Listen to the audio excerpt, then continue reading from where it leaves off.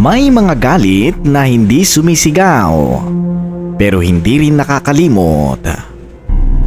Sa Muntinlupa, isang bagong lipat na lalaki ang naging sentro ng usap-usapan. Pero hindi niya alam kung bakit biglang tumahimik ang paligid sa tuwing siya'y dadaan. Minsan, ang isang maling ginagawa sa harap ng maraming tao ay nag-iiwan ng sugat na hindi basta mawawala. Yan ang ating pakatutukan dito sa Crime Stories present Dayo. Basta lola, sabihin nyo lang po sa amin kapag may nag-aangas o nagsisiga dito sa lugar namin. Alam naman po namin na siga din kami dito sa lugar. Pero ayaw namin na merong isang lalaki na mambabastos dito sa mga tao natin. Sa mga nasasakupan natin. Gusto namin maging maayos yung lugar na to. Hindi kami naging siga dito dahil gusto namin manggulo. Gusto namin ipagtanggol yung buong syudad. Kahit nga po yung mga barangay pabor sa amin. Alam ko naman yan, Romeo. Alam kong maganda ang adikain mo. Mabuti ng alat nandiyan kayo ng grupo ninyo. Kung hindi, sino magtatanggol sa aming mahihirap? Hindi po namin nahayaan na kung ano man ang katiwalian na gawin sa atin papayag na lang kami. Kung ayaw nila makita ang dahas namin. Maraming salamat sa grupo mo, Romeo. Nagpapasalamat din po kami sa inyo dahil tinanggap nyo kami. Kahit maraming mga mali na kwento tungkol sa grupo namin na nagyayabang daw kami dito at marami daw kami sinasakta ng mga kababayan. Hindi kayo naniwala dahil alam nyo kung ano talaga yung pakay namin. Yun ay ang tumulong sa mga tao. Naniniwala ako. Nakita ko lahat ng pagtulong nyo. Kapag may kalamidad, kayo palagi yung natatawagan. Kapag may unos, kayo yung nandiyan. Mabuti pa nga kayo Nandiyan kayo para sa aming mahihirap at mga nasa ibaba. Yung ibang may kapangyarihan, hindi kami tinutulungan. Tanggapin na po natin ang masamang realidad ng mundong ito. Sige na po. Aalis na po kami ng mga kasama ko. Mag-iingat po kayo dito sa karinderya nyo. Maraming salamat sa inyo. Tatay Isko, aalis na po kami. Ay siya, sige Romeo. Mag-ingat kayo ng grupo mo. Kilala sa lugar na yon ang grupo ni Romeo. Pero hindi sila kinatatakutan dahil ang grupo niya hindi yung grupo na siga sa lugar, kundi ang grupo na tumutulong at nagpapalambot ng matitigas ang ulo sa kanilang lugar. Oo, lagot ka pare. Nandiyan si na Romeo. Hinahanap ka. Teka, bakit nila ako hinahanap? Nabalitaan nila, nag-inom ka daw kagabi at nagmaoy ka dito. Naghamong ka raw ng suntukan doon sa mga kapitbahay. Nandiyan na sila. Naku, yari ka. Hinahanap ka nila, nasan daw si Rico? Teka lang. Gusto ko muna magpaliwanag. Nandiyan ba si Rico? Siya po si Rico. Anong kawalang yan to narinig namin tungkol sa'yo?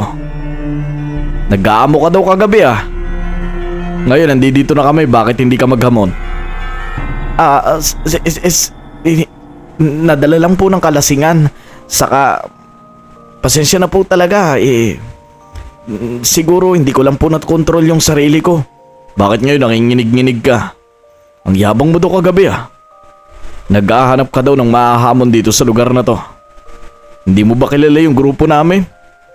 Yung grupo ni Romeo? Kilala ko po kayo, Boss Romeo. Pasensya na po talaga. Hindi ko na po ulitin yun. Alam mo naman na kami lagi yung sumusuway dito sa mga matitigas ang ulo sa barangay natin. Alam mo na rin siguro yung ginawa namin doon sa mga hindi nakikinig sa amin, no? Alam ko po yun, nabalitaan ko po yun. Pasensya na po talaga, hindi na po mauulit yun. Hindi na talaga mauulit. Dahil kapag naulit pa yun, kami makakalaban mo. Hindi na po mauulit yun.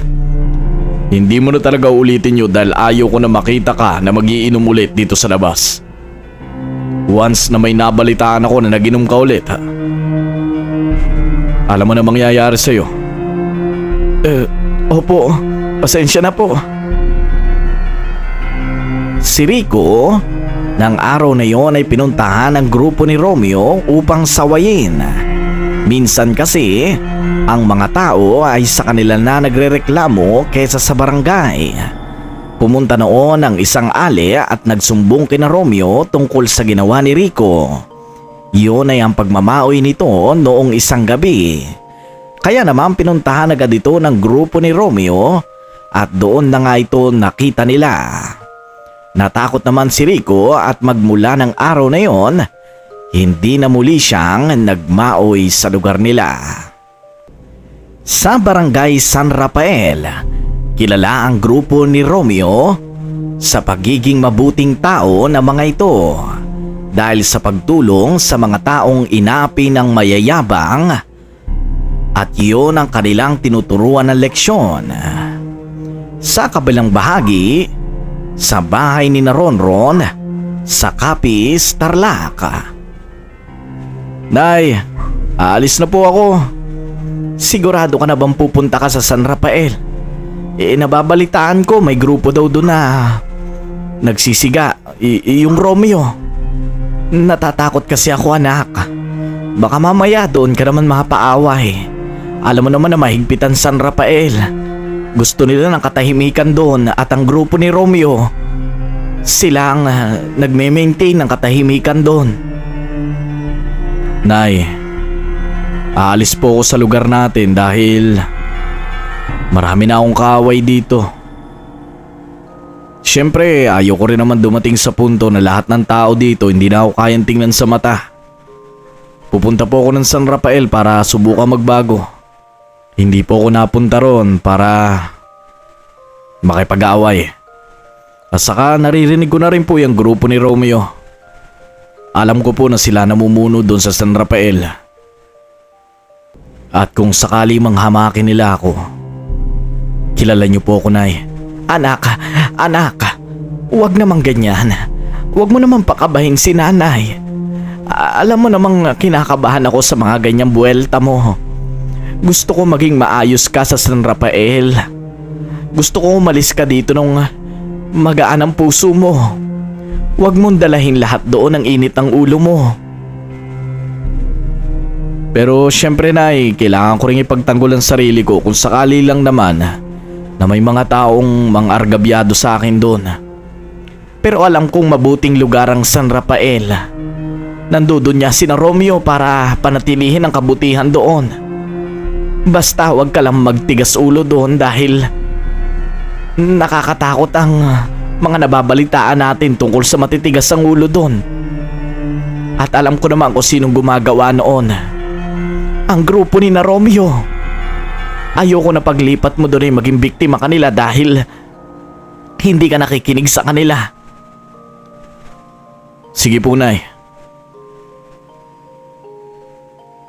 Nang araw na yon ay agad na nga nagimpake si Ronron upang pumunta sa lugar ng San Rafael kung saan nandoon ang grupo ni na Romeo.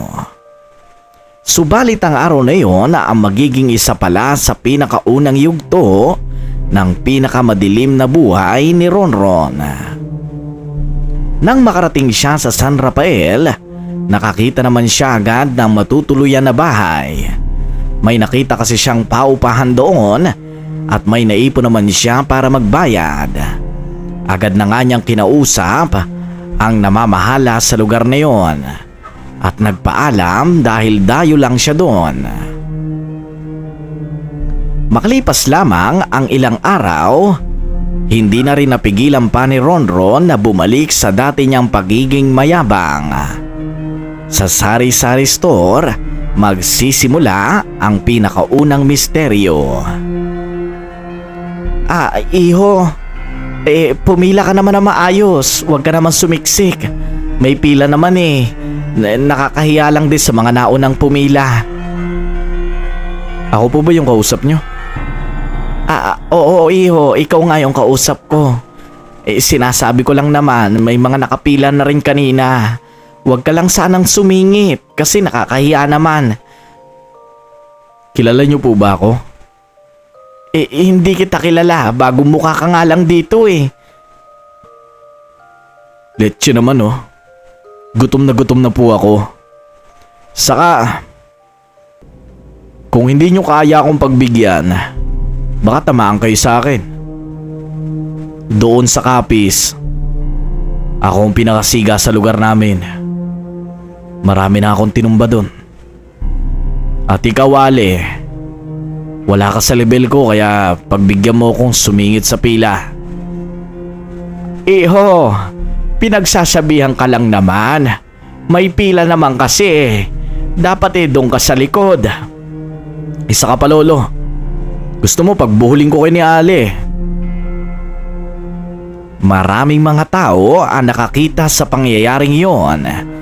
Pinahiya nga ni Ronron ang ali at matanda sa lugar na iyon.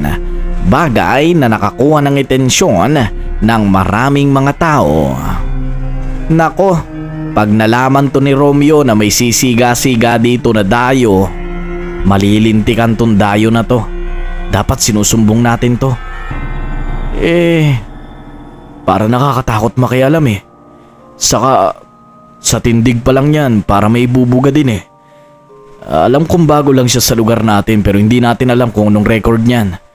Kung makikisaw-saw tayo, baka madali rin tayo. Dahil nga sa marami natatakot na rin kay Ronron ng oras na yon, walang nakapagsumbong kay Romeo. Malapit lamang ang bahay ni Romeo sa bahay na tinutuluyan ni Ronron. Mga ilang kilometro lamang. Kaya naman hindi imposible na sumingaw din ang bahon na itinatago ni Ronron. Makalipas lamang ang ilang araw, isang matandang magtataho na kilala sa barangay San Rafael ang nagtitinda noon. Tinawag ito ni Ronron upang bumili ng taho. Pabili nga po. Magkano po yan? 20 pesos. Ito po yung bayad. Parang bago lang ang mukha mo dito ah. Mag-iingat ka sa lugar na ito. Marami mga bawal dito. Nandiyan ang grupo ni na Romeo. Lagi ko na lang naririnig yung grupo ni na Romeo. Anong paki ko kung may grupo sila? Saka, pumunta ako dito para magbagong buhay. Hindi para pakialaman yung buhay ng iba. Bigyan nyo na po ako ng taho dahil baka maginit pa yung ulo ko sa inyo. Nako, matabil din ang bibig mong bata ka. Yan ang ayaw na ayaw ni Romeo at ng grupo nila. Mag-ingat ka lang dahil sinasabihan kita. Doon ay napatitig na nga si Romeo sa matanda. Para bang itinikom niya ang kanya mga kamao dahil sa galit. Bakit niyo po ba ako pinagsasabihan? Anong kinalaman niyo sa buhay ko? Wala po kayong pakialam kung magyabang ako sa lugar ninyo. Kahit padayo ako dito, hindi mo ako pwedeng sawayin dahil matanda ka lang na magtitinda ng taho. Gusto mo tamaan ka sa akin? Iyo, huwag naman ganyan. Ano? Susuntukin talaga kita. Iyo. Itong para sa'yo ha.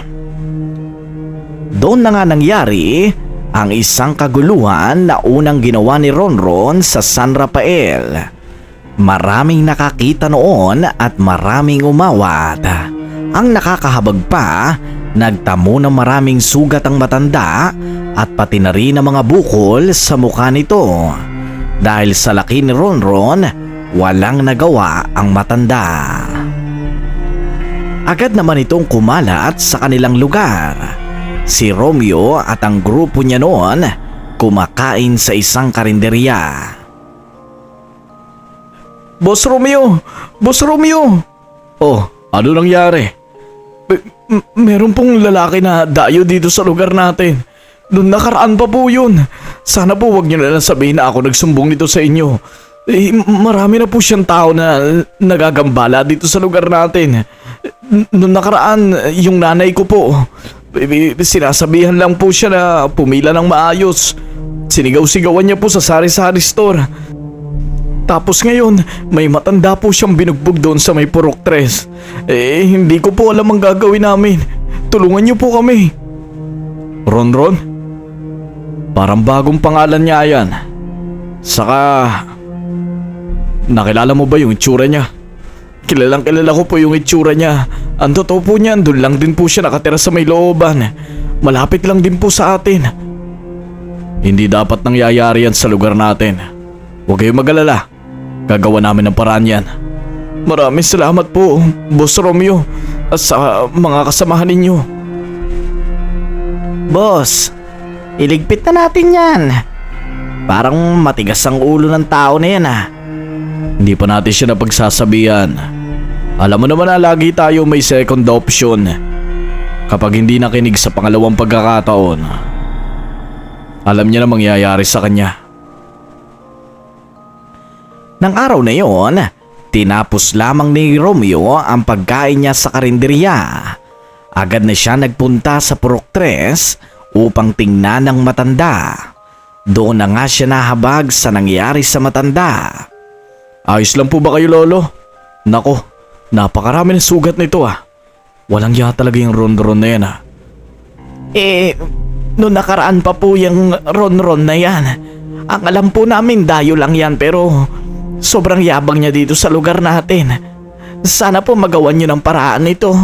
Natatakot na po yung ibang mga tao sa kanya.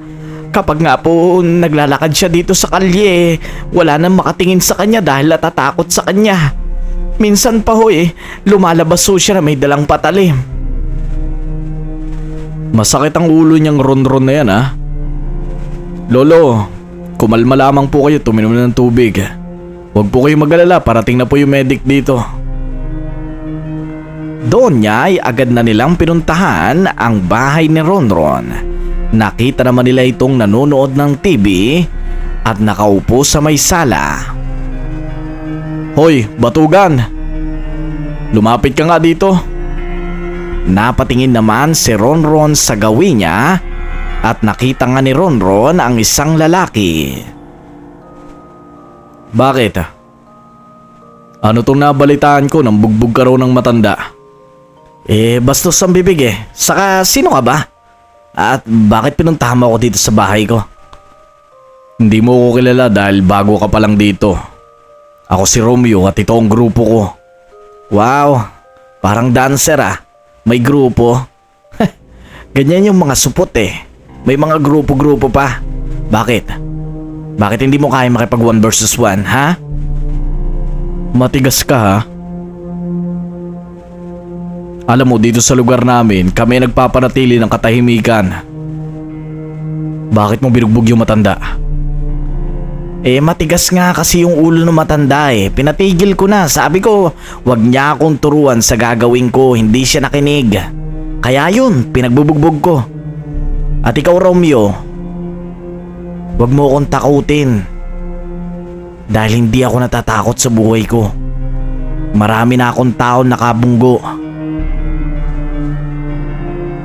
Tiningnan siya ni Romeo sa kanyang mga mata. Matalim ang mga tingin nito dahil minsan lamang siya makakita ng taong hindi natatakot sa kanyang grupo. Hindi kami nagpunta rito para manakot. Wala sa bokabularyo ng lugar na to ang manakot lang. Dahil kapag nagsabi ako, mas matigas pa kami sa batas. Ganun ba? Nakakatakot naman yan. So anong gagawin ko? Anong gagawin mo? Magtino ka at wag mo na ulit-uulitin na mambugbog ka na matanda. Warning to sa'yo Marami na kaming binigyan. Dahil hindi nila sinunod ang unang warning. Kung hindi ka makikinig sa akin, ilalagay mo lang yung sarili mo sa kapahamakan. Paano ko mambugbog ulit ako? Di parang kinalaban mo na rin kami. Hindi ka ba natatakot sa amin? Hindi ako natatakot sa inyo. At bakit naman ako matatakot sa grupo nyo? Mga lampa naman kayo Basta tandaan mo, kapag nagkamali ka pa ng isang beses, kami makakabangga mo. Umalis na nga si Romeo sa lugar na yon dahil parang isang taong hindi nakikinig ang kanyang kausap. Para bang tinatawanan lang sila ni Ronron. Doon niya naisip na kakaiba si Ronron sa lahat na nakilala niya. Ang taong dayo sa lugar ng San Rafael ang siyang magiging tinik pala ng lugar na yon. Lumipas pa mga araw at sunod-sunod na balita ang nakarating kay Romeo. Nabalita nila ang pinagbabasag na ilaw ng mga streetlight. At ang gumawa noon ay si Ronron na agad namang kinagalit ni Romeo. Bukod pa ron ay meron pang isang batang nawala sa lugar at natagpo ang walang buhay na dati naman ay hindi nangyayari sa lugar ng San Rafael. Doon na lalo pang nagalit ang grupo ni Romeo at alam nilang walang ibang gagawa nito kundi si Ronron. Hoy! Ronron! Di ba nag-warning na ako sa'yo? May nakarating na namang balita sa amin. Ang tigas din talaga ng ulo mo no? Bakit pinagbabasag mo yung streetlight? Anong kasalanan sa'yo ng mga streetlight na yan? Bakit? Malakas ang tama ako ng gabi na yun Saka nakainom ako nun. Ano, nandito na naman kayo para takutin ulit ako? Saka, baka isisin nyo sa akin yun, nawawalang bata ha. Tapos natagpo ang buto-buto na. Wala akong kinalaman doon. Wala kang kinalaman? Nakikita ko sa mata mo, parang patawa-tawa ka. Kung may kinalaman man ako doon, anong magagawa nyo? Pagugulungin namin ang investigasyon hanggang sa masiil ka.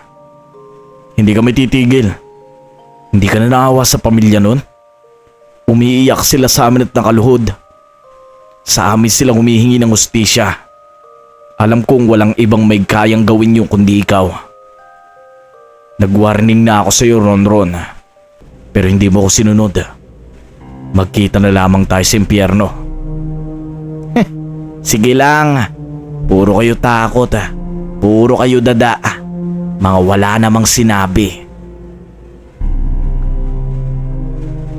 Doon na nga nakita ni Romeo ang pagiging matigas nitong si Ronron na kahit sila'y hindi nila ito mabali.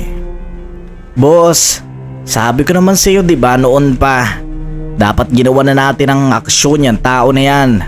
Tinan mo, nakadisgrasya pa. Saka wala namang ibang gagawa nun, kundi siya lang Alam naman natin na lahat ng mga tao dito takot sa grupo natin. Siya lang yung dayo dito. Siya lang yung pwedeng gumawa noon. Walang ya talaga yung Ronron na yan Parang hindi nasisindak sa akin. Mamayang gabi maghanda kayo. Palagi siyang dumadaan dito sa may daan na to. Nakasasakyan siya. May gagawin tayong sobrang magugustuhan niya. Ano po yun, boss? Anong gagawin natin? Tulad ng paghahanda natin noon. At ng araw na yon ay nagplano na nga ang grupo ni Romeo upang gawin ang isang bagay. Bagay na gigimbal sa lugar ng San Rafael. Ang tinik ng San Rafael, mawawala na nga kaya o hindi kaya'y makakapaglaban ito? Darating ang salpukan ni na Romeo at Ronron. Isang SUV na puti noon ang dumaan sa daan alas 8 ng gabi. Nandiyan na siya. Parahin nyo. Oh, sino naman to mga walang yana to humaharang sa dadaanan ko? Hoy, tumabi nga kayo dyan. Lumapit kay Ronron sa kanyang malapit na bintana ang isang lalaki. Habang nakasakay noon si Ronron sa kanyang SUV na puti. Ronron, saan ka galing? Ikaw pala Romeo. Diyan lang naman ako galing sa pinagtatrabahuhan ko. Bakit? Ano, tatakutin nyo na naman ako? Hindi kita tatakutin. Kakalusin ka namin. Kakalusin? Mag 1 versus 1 tayo. Kung gusto nyo, isa-isa kayo eh. Saka wag nyo ako palagi tinatakot yung grupo nyo. Haharang pa kayo dyan sa daan. Hindi naman ako nagsisiga dito ah. Kayo nga yung nagsisiga dahil pauwi na ako at wag papahinga. Tapos haharangan nyo pa ako. Huwag ka mag-alala. Makakapagpahinga ka na talaga. Makakapagpahinga? Doon ay kinasa ni Romeo ang kanyang armas. Teka lang. Bakit may ganyan? Hindi talaga kayo marunong lumaban ng patas eh, no? Dapat ka nang patahimikin, Ronron. Masyado ka na nakakaabala sa lugar namin. Pagkatapos noon, sunod-sunod na putok ng baril ang narinig sa San Rafael. Maraming mga tao ang nagulat. 3 mga katao ang bumaril sa kotse ni Ronron. Agad namang tinamaan si Ronron at nagsisigaw pa siya. Subalit dahil napapalibutan siya ay wala na siyang nagawa. Sige, Ronron, ano? Laalaban ka pa? Matigas ang ulo mo ha? Pagkalipas ng gabing yon, naiwan ang kotse na nakabalandra sa daan. Agad na nagdatingan ang mga investigador. Nakita nila doon ang walang buhay na si Ronron at agad pa sana nila itong isusugod sa ospital, pero marami nagsabi na hindi na ito aabot dahil sa dami ng natamo nitong sugat. Agad na gumulong ang investigasyon. Doon na nga nadakip ang grupo ni Romeo, ang 3 na nagplano ng matinding krimen na to. Inaaresto ka namin sa salang pagpatay kay Ronron. Sana hindi mo nilang yung ginawa. Romeo, alam namin na ikaw nagpapanatili ng katahimikan dito sa San Rafael. Pero sana man lang, binugbog nyo na lang. Hindi nyo na pinatay. Ayos lang na makakulong ako. Ang mahalaga, ang mga kababayan ko, wala na mga api sa kanila at hindi na sila matatakot gabi-gabi. Sige, ikulong nyo ako, walang problema. Doon na nga nakulong si Romeo at ang kanyang mga kasama. Si Ronron naman, agad na ring inuwi sa kapis upang iburol. Sa kwentong ito ay nakita natin kung gaanong kalubha ang nagagawa ng ating kayabangan. Minsan, may mga galit na hindi sumisigaw, pero hindi rin nakakalimot. Ito ang kwento ni Ronron Rodriguez, isang dayo sa lugar ng San Rafael at nakakita ng katapat niya. Hanggang dito na lamang po ang aming kwento at maraming salamat sa pagbahagi ng kwentong ito. Maraming salamat sa nakaabot sa huling bahagi ng kwentong ito. Yun lamang po. Maraming salamat.